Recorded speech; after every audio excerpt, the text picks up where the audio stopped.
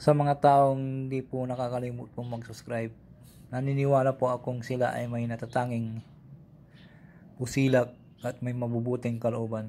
Saan man kayo naroon sa iba't ibang sulok ng mundo, sana kayo ay palaging malakas at malayo sa sakit araw-araw. Pagpalang umaga po sa inyong lahat.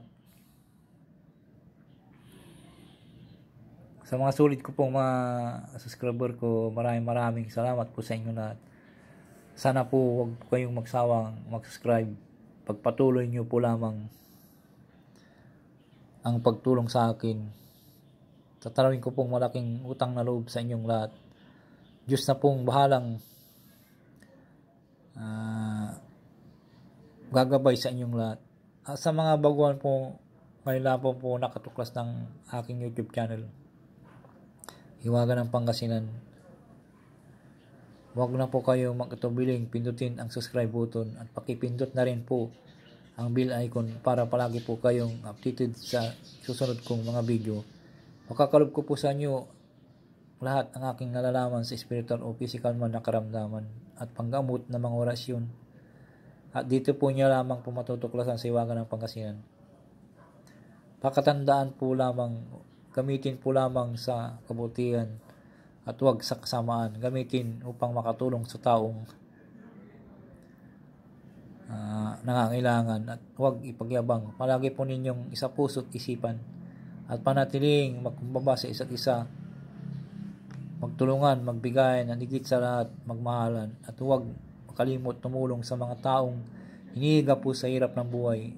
At ito'y malaking kayamanan sa langit, pagtulong sa kapwa at sa mga nangangailangan. At hindi matutumbasan sino man. Kaya ang Diyos na po ang bahalang magsusukli sa mga ginagawa niyong mga kabutihan. At ipagkakalob sa inyo ang siksik dikdik at umapaw na pagmamahal ng ating Diyos amang makapangyarihan sa lahat. Ang i-share ko po sa inyo ay yung orasyon sa tagabulag upang hindi makita ang kalaban. Ito ay napakabisa po ito sa kumbate po, pangkumbate po. Kung ang yung kinumbate po ay hindi nyo makakuan, ipakakalob ko po rin sa inyo yung nagtago. Pero ipakakalob ko sa inyo para makita nyo po ang kalaban nyo. Sa susunod na pong video yun.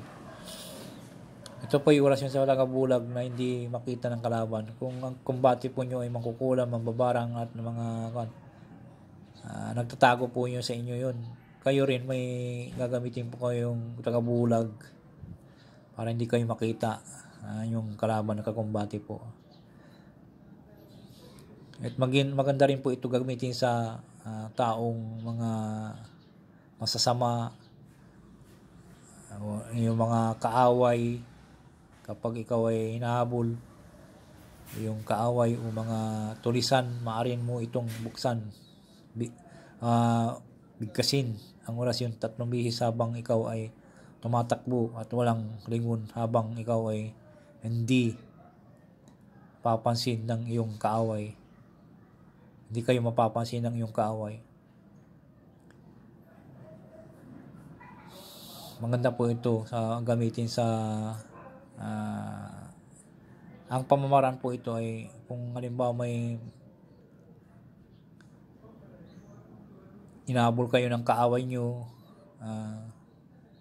maganda po nyo itong gamitin o tulisan, mga masamang loob. Bigyasin nyo lang po ng 3 bihis po ang orasyon habang kayo ay tumatakbo at walang lingon-lingon habang kayo ay tumatakbo at hindi kayo mapapansin ng iyong kaaway o nagkahabol sa inyo. Halimbawa, hinabol kayo ng mga hold-upper o ito, gamitin po nyo ito. Napakalakas po ito. Ang magdasal po ng isang ama namin at sumasampalataya at isunod po ang orasyon. At po sa dibdib ng pakros ng 3 beses po ito. Ito po yung napakabisa po ito. Hindi lang po magagamit po sa kumbate, kundi magagamit po sa kapahamakan. Halimbawa, hinahabol kayo na hindi nyo kilala, gusto ko po kayong tangkayin na hold upin o patayin. Ito, maganda po ito na aking ibabagay sa inyo. Dito po lamang po sa Hiwaga ng Pangasinan nyo malalaman po ito. Dapat po pag gumagamit po kayo ng mga ganito, positive po palagi kayo, huwag kayong mag-isip-isip ng negatibo, kundi focus po kayo sa sarili nyo, sa puso at isipan po ang paggawa po ng mga orasyon na ito. Sa mga mahilig po sa mga malapitin sa disgrasya po, ito gamitin nyo na po ito. Malapitin sa mga disgrasya at palaging kinukursonada, napakabisa po ito. Dapat po pag gumagawa po kayo nito ritual o orasyon na kay babagi ay pakaingatan po at huwag pagyabang. Sa mga palaging nasa kagipitan o mga palaging basag, mga away, ganito, pagkakalog ko po sa inyo ito para hindi po kayo makita ng iyong kaaway. Magdasal po ng isang Ama namin at sumasampalataya at isunod po yung orasyon ng 3 bisis at iipo sa dibdib ng pakros. Narito po ang orasyon. Hiparo del raptu, sigit, hiparo, sigit, sarhas, gwimpas, ratal, mga kagwimpas, suplin, salvator, maigsak, igmas, iigmas. Hiparo del raptu, sigit, hiparo, sigit, sarhas, gwimpas, ratal, makagwimpas, suplin, salvator, maigsak, iigmas. 3 bisis po usalin po ito at iipo sa dibdib ng pakros. Pero kung gumagamit po kayo nito, po, isa po sa isipan nyo at huwag pong gamitin sa kasamaan. Paalala ko lang po sa inyo, huwag nyo pong gamitin sa kasamaan po ito kasi babalik sa inyo ito. Ito po ginagamit po lamang po sa kabutihan, huwag sa kasamaan. Paalala ko lang po sa inyo, ang tagabulag na to ay magagamit po sa kagipitan at dapat isaulo po nyo ito para kahit saan man kayo pumunta sa sulok ng mundo ay magagamit po nyo ito. Sana po paalala ko lang po sa inyo, paulit-ulit kong isasabihin sa inyo na ito ay gamitin po lamang sa kabutihan, huwag sa kasamaan kasi ito ay babalik sa inyo. Kaya wag nyo pong gamitin sa kasamaan kundi sa kabutihan lamang po itong orasyon na to. Napakabisa po ito na ipagkakalog ko po sa inyo. Dito lang po sa Iwangan ng Pangasinan to malalaman. Napakabisa po ito.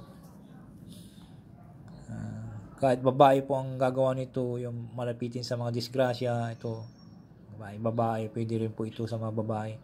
Kaya ang dapat po dito ay isaulo po ninyo, isa puso at isipan, at huwag ipagyabang, gamitin po lamang sa tama, huwag sa kasamaan.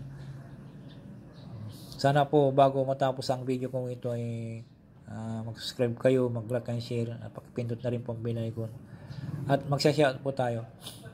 Shout out po kay Ninita Lotairo, Orlando Palisok, Bike Tayo Kabayan, Unix Spindadin, Yuan Nabisti, Orchili, Andy Bonifacio, Presley Abugaw, Tinitron, Ilo Siapil, Fight to Win, Ambrosio Magalpok, Raulita si Arting Camacho, Marcel Parasido, Eupemia Felipe, Ilmae, Triple A commented, Marina Arhangis,